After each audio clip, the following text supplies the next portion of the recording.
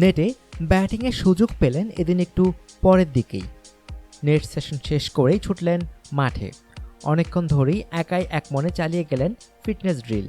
এরপর একটু বিশ্রাম, খানিক পর আবার জিম, আরেকটু ফিটনেস ট্রেনিং।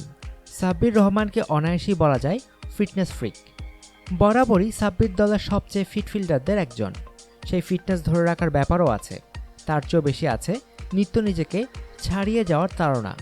নিজের ক্যারিয়ার থেকেই সাব্বির শিখেছেন ফিটনেসই তাকে এগিয়ে নেবে প্রত্যাশিত চূড়াছোঁয়ার দিকে।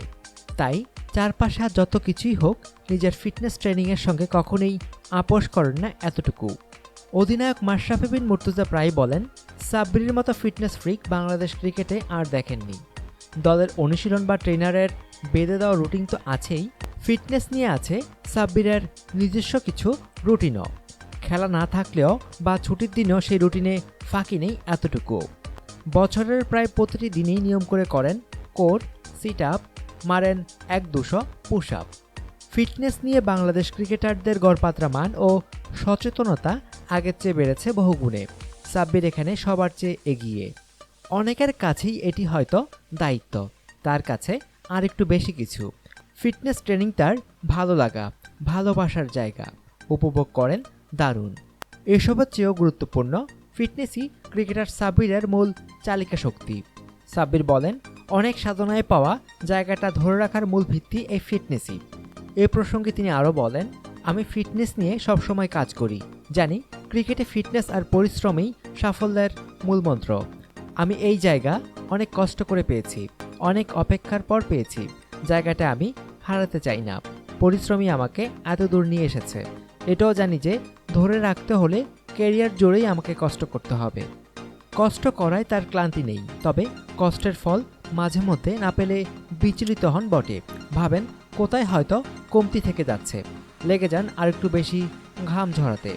চলতি নিউজিল্যান্ড সফরেই যেমন 4টি ইনিংস খেলেছেন, 4বারই শুরুটা করেছেন দারুণ। কিন্তু বড় ইনিংস তো দূরের কথা, অর্ধশতকও ছুঁতে পারেননি।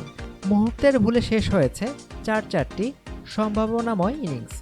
সর্বশেষ ম্যাচটিতে আউট হয়েছেন নির্বিষ এক ফুল টসে। সাব্বিরের ভাবনার জগৎটিও নাড়িয়ে দিয়েছে এটি। নিজের আয়নায় দেখেছেন নিজেকে, আত্মজিজ্ঞাসার চেষ্টা করেছেন সমস্যার মূলে যেতে। সাব্বির বলেন, আমি চিন্তা করি, রুমে গিয়ে একা থাকলে ভাবি কোথায় ভুলটা হচ্ছে, কোনটা ঠিক মতো করতে পারছি না।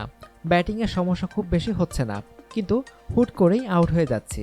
আমার নিজেরও প্রতিদিন মনে হচ্ছে আজকে বড় ইনিংস হবে, কিন্তু হচ্ছে না।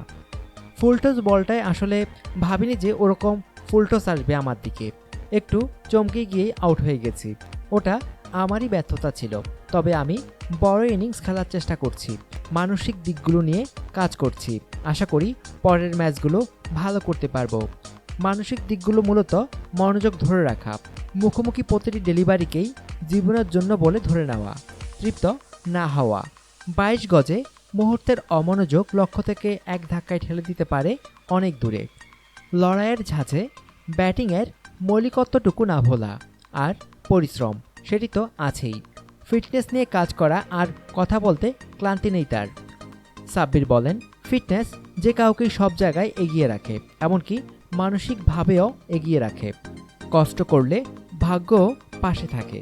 তবে তিনি নিজেও জানেন ভাগ্য গড়তে হবে নিজেকেই। তাই তো ক্লান্তিহীন ঘাম ঝরানো, অপেক্ষা, পরিশ্রমের ফসল ঘরে তোলার প্রবাদ তো আছেই, কষ্ট করলে কেষ্ট মিলবেই। সাব্বিরের যেমন তেমনি বাংলাদেশ দলেরও।